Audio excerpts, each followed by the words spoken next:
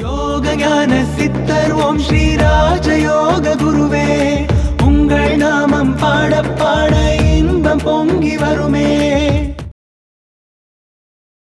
தியானம் நல்லா செஞ்சுட்டு வந்தாங்கன்னா ஞான வளர்ச்சின்னு ஒன்று உண்டாகும். ஞானம் பயிற்சி பண்ண தான் ஞான வளர்ச்சி உண்டாகும். அப்போ தான் ஞானத்தின் அனுபவங்கள் வரும். நம்ம இறை சிந்தனை, இறைவனை பற்றி உணர்வது, அல்ல நம்மளை நம்ம பற்றி உணர்வது, இந்த மாதிரியான விஷயங்கள் எல்லாம் நமக்கு கிடைக்கும்.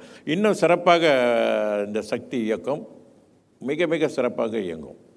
ஆக ஞான வளர்ச்சி ஏற்படும் பொழுது நமக்கு தெரியும், நமக்கு யார், நம்ம என்ன நடக்க போகிற விஷயங்கள், நமக்கு நடக்கிற ஒரு விஷயங்கள், ஆலயங்களுக்கு போகும்போது மிக சிறப்பான இறை அருள் பெறுவது, இந்த மாதிரியான விஷயங்களெல்லாம் தியானம் செய்யணும். தியானம் செஞ்சோன்னு சொன்னால் இந்த மாதிரியான விஷயங்களும் நடக்கும்.